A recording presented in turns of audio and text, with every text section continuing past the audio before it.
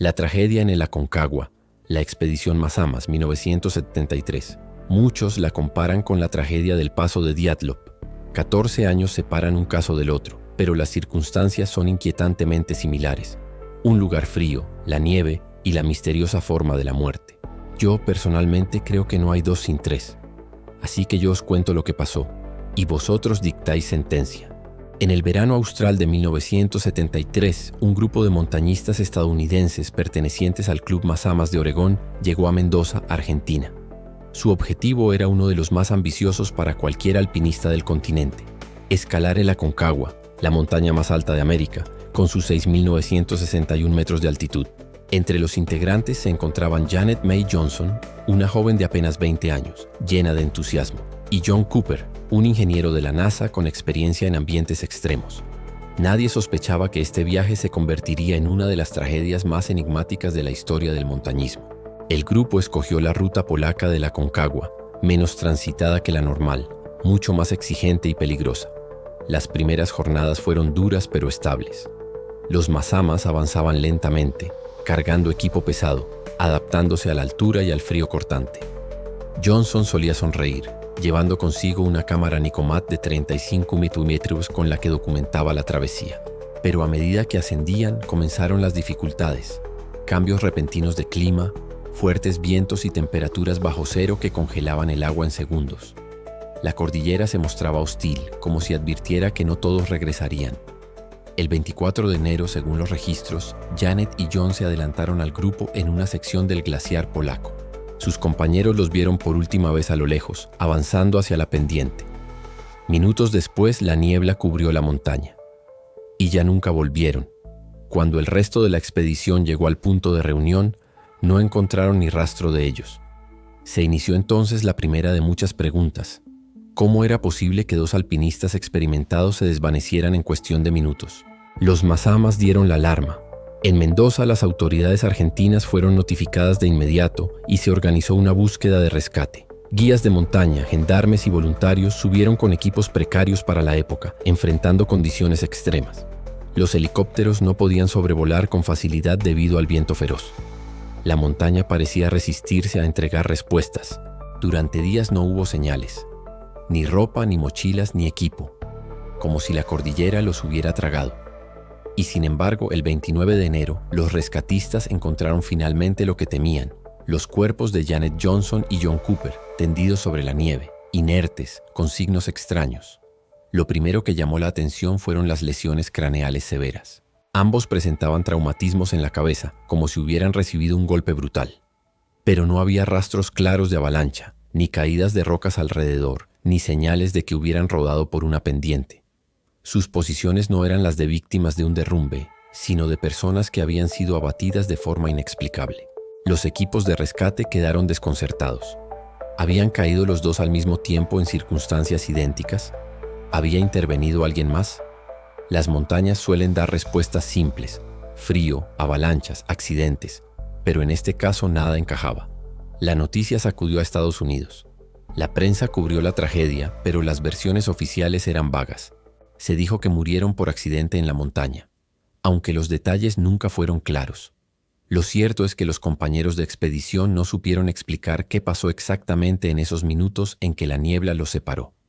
Y así nació el misterio: dos alpinistas muertos con lesiones similares y sin una causa clara. Tras el hallazgo de los cuerpos de Janet May Johnson y John Cooper, los rescatistas descendieron con la noticia a Mendoza. La comunidad montañista estaba conmocionada, pero más que tristeza, lo que predominaba era confusión. ¿Qué había sucedido en esa sección del glaciar polaco? Los primeros reportes médicos confirmaron que ambos habían muerto por traumatismos craneales severos. Sin embargo, la naturaleza de esas lesiones no encajaba con un accidente típico de montaña. No había rastros de avalancha, tampoco huellas de rocas o desprendimientos cercanos. Los cuerpos estaban relativamente intactos, salvo por los golpes en la cabeza. Las autoridades argentinas archivaron el caso bajo la categoría de accidente en alta montaña. Para ellos no había indicios suficientes para sospechar de otra cosa, pero entre los rescatistas y guías locales comenzó a circular un murmullo. Algo no está bien en esa historia. Los compañeros de expedición fueron interrogados. Aseguraron que vieron a Janet y John separarse brevemente para adelantarse en el glaciar. Estaban en buena condición física, avanzando con decisión. La niebla cayó de repente y los perdieron de vista. Minutos después, cuando intentaron alcanzarlos, ya no había rastro. No escucharon gritos, ni vieron señales de caída. ¿Cómo podían dos alpinistas experimentados morir de forma casi simultánea sin dejar señales de lucha o accidente? La explicación lógica hubiera sido una avalancha pequeña, pero la pendiente donde estaban no mostraba disturbios. Incluso décadas después, expertos revisaron los informes y llegaron a la misma conclusión. Los patrones climáticos de esos días no reportaban avalanchas en la zona. En Estados Unidos, la noticia llegó con tintes de tragedia nacional. Cooper, ingeniero de la NASA, era un hombre brillante con futuro en proyectos espaciales. Johnson, joven promesa del alpinismo, quedaba inmortalizada en la memoria de su club. La expedición Mazamas, golpeada por el dolor, se replegó y guardó silencio. Con el tiempo comenzaron a surgir las teorías alternativas. Algunos sugerían que hubo un enfrentamiento dentro del grupo. Sin embargo, jamás se encontraron pruebas de violencia ni testimonios que lo respaldaran. Otros especulaban con un desprendimiento de hielo que pudo haber golpeado a ambos de lleno, pero los informes de rescate no mencionaban bloques de hielo cercanos a los cuerpos. El caso empezó a adquirir tintes similares al del famoso Paso Dyatlov en los Urales soviéticos, 1959, donde 9 excursionistas murieron en circunstancias extrañas. Al igual que en ese suceso, las víctimas de Aconcagua tenían lesiones difíciles de explicar y la investigación oficial cerró el caso con una explicación insatisfactoria. Para los locales, la tragedia se sumaba a la larga lista de historias inquietantes que envuelven a la cordillera. Los Andes siempre han estado rodeados de relatos misteriosos, luces en la noche, desapariciones repentinas, ruidos inexplicables que parecen surgir del hielo. Con el paso de los años, algunos guías de montaña empezaron a decir que la Aconcagua se cobró a 2 extranjeros porque vieron algo que no debían ver. Sea superstición o realidad, lo cierto es que la tragedia quedó en el olvido oficial. Los cuerpos fueron repatriados, las familias recibieron explicaciones vagas y los Mazamas nunca dieron entrevistas públicas sobre lo sucedido. El misterio quedó enterrado bajo la nieve, congelado junto con sus secretos. Y así permaneció durante casi medio siglo, hasta que en 2020 un objeto atrapado en el glaciar polaco salió a la luz, trayendo de vuelta la historia como un fantasma que se niega a descansar.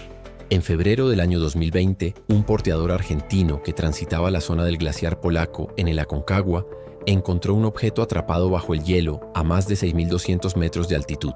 Se trataba de una cámara Nicomat de 35 milímetros, corroída por el tiempo pero aún reconocible. Lo que sorprendió a todos fue lo que estaba grabado en ella: el nombre de Janet May Johnson y su dirección en Denver. El hallazgo corrió como pólvora entre los montañistas y las autoridades locales. Nadie lo podía creer. La cámara de la joven alpinista había sobrevivido congelada casi medio siglo en el glaciar. Dentro, contra todo pronóstico, se encontraba un carrete con 24 fotografías aún revelables. Cuando las imágenes fueron procesadas, el asombro fue aún mayor. Allí estaba Janet sonriendo en medio de la montaña con su mochila y piolet. Otras fotos mostraban a miembros de la expedición Mazamas posando en la nieve, paisajes desolados de la Aconcagua y, de manera inquietante, huellas en la nieve blanda que parecían perderse en la nada. Medios internacionales como The New York Times y Infobae publicaron el hallazgo, acompañando la noticia con algunas de las fotografías. Para muchos familiares fue como revivir el último contacto con Janet, como si ella hubiera dejado un testimonio atrapado en el hielo esperando ser descubierto. Ninguna mostraba el momento de la tragedia ni indicios claros de lo que pudo suceder. Sin embargo, algunos investigadores comenzaron a analizar detalles minuciosos. Una de las fotografías parecía mostrar un contorno oscuro en el horizonte, una sombra que no encajaba con la forma de la montaña. Para unos era solo un efecto de luz, para otros una presencia acechante que nunca fue identificada. La reaparición del caso encendió nuevamente las teorías. Expertos en montañismo aseguraron que los traumatismos craneales de ambos alpinistas seguían siendo la gran incógnita.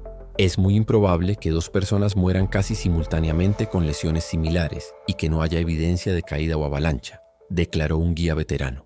Por su parte, algunos familiares y aficionados al misterio fueron más lejos. Aseguraron que, al igual que en el caso Dyatlov, algo desconocido pudo haber intervenido.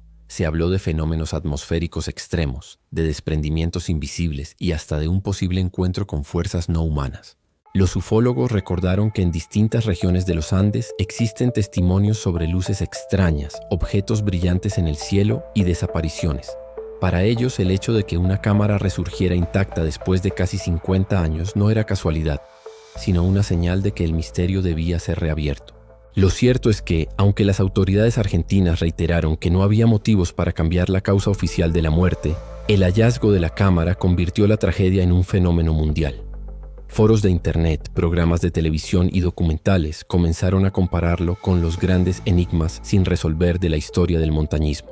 Hoy, a más de medio siglo de aquella expedición, el Aconcagua sigue siendo un guardián silencioso. Janet Johnson y John Cooper no solo perdieron la vida en sus laderas, sino que dejaron tras de sí una historia que resiste cualquier explicación simple. La cámara, como un mensaje congelado en el tiempo, devolvió la voz de Janet, pero no resolvió el enigma. Por el contrario, abrió nuevas puertas al misterio. ¿Fue un accidente imposible de reproducir? ¿Un acto de violencia oculto? ¿O la montaña revelando que en sus alturas habita algo más que roca y nieve? El misterio persiste.